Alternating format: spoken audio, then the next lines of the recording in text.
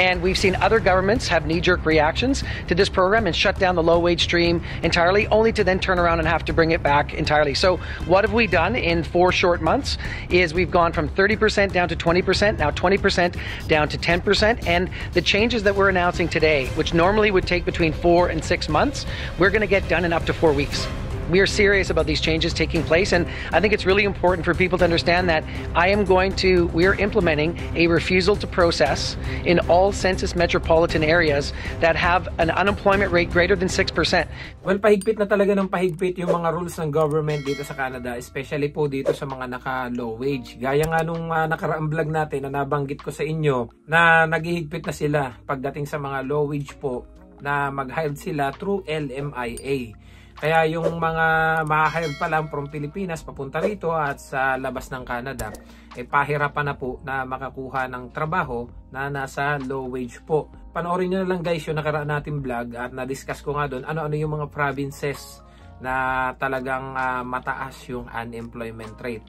And then nag-start na rin po ngayon dito sa Quebec yung mga temporary foreign workers na nasa low wage na hindi na sila i-renew. Ito guys, ilalagay ko din siya sa screen. Starting September, Quebec will no longer accept applications from temporary foreign workers wanting to settle in Montreal, and already existing workers won't be able to renew their contracts either. So we know the reason bakit po nangyayari itong mga to is because nga yung mga trabaho na dapat para dun sa mga locals or yung mga Canadian citizens and permanent residency is na-occupied na po ng mga dumarating po dito na foreign workers. Dati po kasi di po ba nung nagkaroon ng pandemic, di nagdagsaan po yung mga foreign workers natin. And then dahil nakabangon-bangon na naman, anong nangyari? Tuloy-tuloy pa rin yung pagdagsa ng foreign workers. Even nga po yung mga tourist po ba na dumarating dito. And then nagko-convert sila through LMIA. And then yung mga student naman na ginagawa lang pathway yung student pero ang totoo nagtatrabaho. So to make the story short, puro temporary foreign workers lahat yung nagtatrabaho. And then yung mga locals, wala na silang makuha trabaho dahil na-occupied na nga ng mga temporary foreign workers. So sobrang dami nung nagre-reklamo, kaya wala doon sila makuha trabaho dahil puro temporary foreign workers na dito. And then, paano nangyayari na mas ginugusto ng employer na ang mga i-hired na lang is yung mga temporary foreign workers kasi nga po, nababarat nila and napapagawa nila ng mga bagay na talagang hindi pwede nilang maipagawa doon sa mga locals na dito kasi locals na nga yung mga yun na dito na talaga sila, citizen na sila. So, yung mga temporary foreign workers, sumusunod yan kahit na naaabuso. So ayun nga po, nag-start na ang Quebec na yung mga temporary foreign workers ay hindi na nila i-renew lalo na yung mga nasa low wage po. Ngayon, yung ibang provinces po ay ini-encourage din nila na sumunod gumaya sa kanila tumulad na yung mga temporary foreign workers na nasa low wage ay hindi na rin i-renew. Kaya kadalasan guys, nababanggit ko sa inyo, kung natatandaan nyo, lagi kong na-open sa inyo sa kada vlog ko na kung kayo darating dito as temporary foreign workers, wala pa po tayong tibay, wala pa tayong pangil, ika nga, mag-ipon, paulit-ulit ako sinasabi sa inyo yan, di po ba? Bakit? Kasi kung may pera po kayo dito at nasa loob kayo ng Canada, kahit paano may laban po kayo. Hindi po kagaya nung iba na atat yung mga kababayan natin na madala yung pamilya nila dito. Napakarami ko pong kilala dito na pagdating ilang buwan pa lang, gusto na kagad makuha yung pamilya, hindi mo pa naiaayos yung sarili mo. Kumbaga wala ka pang, hindi ka pa stable. Unang-una, kunin nyo po muna yung permanent residency. Kasi once na nakuha mo na yung permanent residency at nakuha mo yung family mo, kahit papano, medyo nag-a-adjust kayo, permanent resident na po kayo. Kung kayo ay mga temporary foreign workers pa lang, tapos hindi pa kayo nakaka-adjust dito, hindi mo pa kabisado yung lugar, hindi ka pa nakakapag-drive ng sasakyan, wala ka pang idea kung saan lalapit para maihanap ng trabaho, yung pamilyang kukunin mo, yung asawa mo, yung mga anak mo, hindi mo pa alam kung gaano kalayo dun sa school, kung paano adjustment ang gagawin mo. Ito po ang napansin ko kasi sa mga kababayan natin dito. Atat na atat silang makuha kagad yung kanilang girlfriend, yung kanilang asawa, anak. Akala po ba nila dahil nasa Canada na ako gusto ko na kagad makuha yung family ko. Hindi po muna nila iayos yung sarili nila at mag-ipon muna at ika nga ipagplanuhan. Alam niyo po kahapon, lumabas ako. May binili lang akong gitara ito. Pakita ko sa inyo guys. Shoutout nga pala doon sa mga kababayan nating Pilipino na dito sa Abbotsford. So mahilig talaga ako sa gitara. And then pagpunta ko doon sa buyer, Pilipino pala.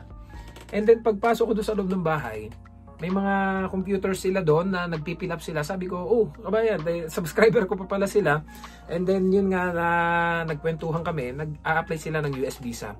Yun nga lang, natanong ko sila, hindi pa sila mga permanent resident dito sa Canada. So sabi ko, ba't di pa kayo mag-apply ng permanent resident? Eh sayang kasi pabago-bago, baka matapos na next year 2025 yung application for agri-food pilot. Kasi yung isang nakausap ko doon is broiler, so nasa poultry siya.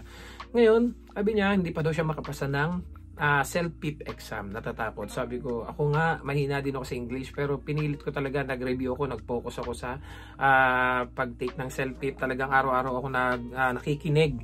Ngayon, ang plano nilang dalawa, makuha na kagad yung isa makuha na yung kanyang common law, yung isa yung kanyang asawa at anak, pero hindi pa po sila permanent resident. So sabi ko nga sa kanila, walang masama na kunin nyo kagad yung inyong pamilya, pero just make sure na may sapat kayong pera, at saka isa pa, may plano talaga kayong i-process yung inyong permanent residency. Kasi ito guys, may babasahin ako sa inyo. May ilan tayong mga subscriber dito na ito. Ilalagay ko na lang po sa screen ito. Hello po, baka po meron makatulong sa amin. Mag-expire na po working permit ko this December 30, 2024. Hindi ako inirenew ng company ko as butcher or meat cutter. Baka po meron hiring, and wife ko po need din ng LMIA po. Nanny or caregiver. Kadarating lang po ng wife ko galing Hong Kong. Open work permit po siya, pero nakabase na po siya sa working permit ko. Sana po matulungan kami. Maraming salamat po. Ito naman yung isa. Nangyayari sa akin ngayon yan. Meron pa akong 5 buwan para makahanap ng bagong LMIA. Nakuha ko ang family ko. Ang problema, after 3 months lang, employer ko ayaw na akong i-renew. Putik naman talaga. Hindi ko alam ang gagawin ko ngayon. Kung naaalala nyo guys, madalas kong sinasabi sa inyo, doon sa mga nagmamadali na makuha yung family nila, pero hindi pa sila permanent resident. Lagi ko po sinasabi sa inyo, unahin muna ang permanent resident, mag-ipon, dahil paghahanda po yan para sa future nyo dito sa Canada. Dahil hindi po biro ang kumuha kagad ng pamilya. Dahil ang utak kasi ng ibang kababayan natin, once na nakarating ng Canada, kukunin na kagad ang pamilya. Marami po kasi ditong mga pangyayari na hindi naman lahat kasi ng mga masasamang nangyayari dito ay nababalitaan nyo sa mga vlogs or sa mga news. Na di po ba, sabi ko nga sa inyo, even if you are not a permanent resident, you can still get your family papunta dito sa Canada. You can sponsor your family, your spouse, your child, pero dapat po kayo ay supervisor. For example, kayo ay food counter attendant, then kayo ay naging food supervisor, food service supervisor, so pwede na kayo, may program po dyan para sponsor nyo yung inyong family, yung asawa at anak ninyo. For example, kami sa dairy farm, kami ay kagaya po namin ha, marami po ako nakausap dito.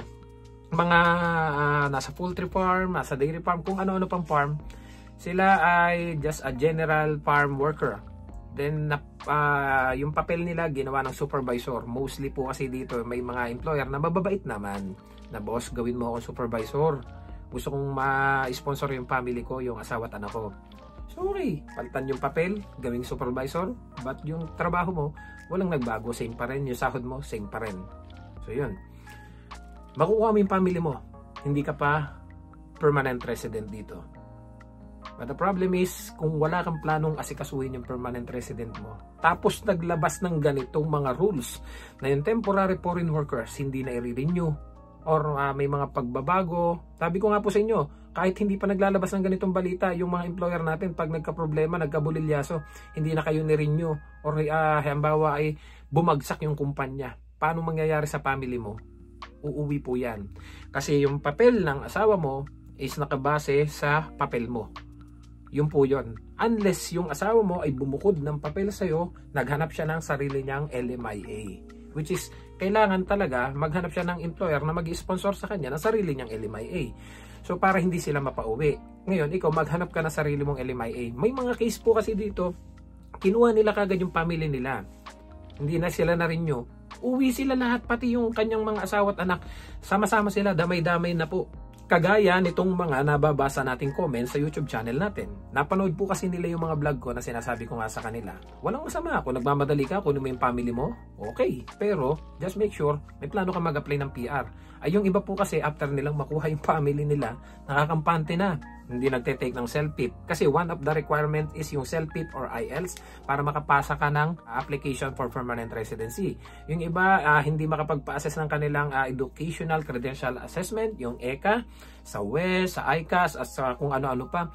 Mga nakapasok na porkit na dito na yung family nila nakakampante po, ay yun ang mangyayari pag nagkaroon ng ganyang bolilyaso, lalo pa ngayon nagkakahigpitan na sa mga temporary foreign workers na dito sa Canada. So anong mangyayari kung hindi kayo mai-renew? Kinakailangan nyo po na makahanap ng panibagong employer na ang papel ninyo is supervisor pa din para yung family nyo hindi uuwi. Pero kapag ikaw nakahanap ka ng LMIA na panibago, let's say supervisor ka ngayon, nadyan yung family mo, nakakuha ka ng panibagong employer, nakahanap ka, okay, mag-sponsor ako ng LMIA sa'yo. But the problem is, hindi supervisor. So ikaw, mag-stay ka dito, then yung asawa at anak mo, uwi na sila. So di po ba, nagastusan ka na, tapos parang naputol pa yung saya mo. Kasi nga, nakarating na sila dito, then uuwi pa eh. Kaya madalas lagi ko sinasabi sa inyo guys, pagplanuhan nyo ang buhay nyo dito sa Canada. Totoo yun, mahirap ang buhay dito.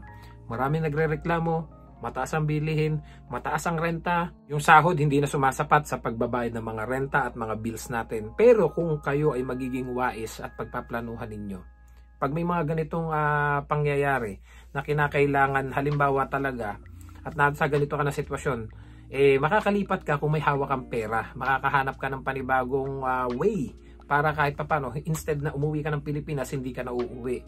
Pero kung kayo po ay talagang gastos dito, gastos doon, patay tayo dyan. Doon talaga kayo magkakaproblema dahil yung babayaran mong mga fees para sa panibagong application, hindi mo na magagawa. Kaya nga sabi ko sa inyo, kung nag-iisa pa kayo dito, samantalahin nyo muna. Pag naplano nyo mabuti, may savings kayo, may ipon na kayo, nakuha nyo permanent resident, kunin nyo na kagad ang family nyo.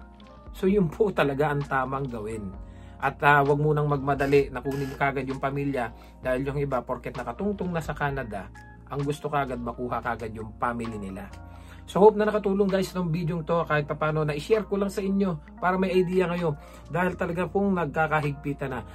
Sana naman mabago pa to at yung ibang province sana naman hindi lahat ay maapektuhan dito sa ganito. Kasi yung Quebec talaga mahigpit po talaga yan, especially sa language. Kailangan mo nang mag-aral ng English, may French pa, tapos ngayon sila yung kauna-unahang nag-implement nitong 6 months na hindi i-renew yung mga temporary foreign workers na nasa low wage sector. Sana po yung mga kababayan natin na is-check nyo po yung last vlog ko. Nandiyan po yung iba't ibang province na mataas yung unemployment rate para kahit paano may idea po kayo doon sa mga nangangarap makarating dito sa Canada na low wage po. So see you guys sa next vlog. Don't forget to subscribe, like, and share this video para kahit paano may idea kayo sa mga nangangarap makarating dito sa Canada. See you guys sa next vlog. I love you all. God bless. Bye-bye.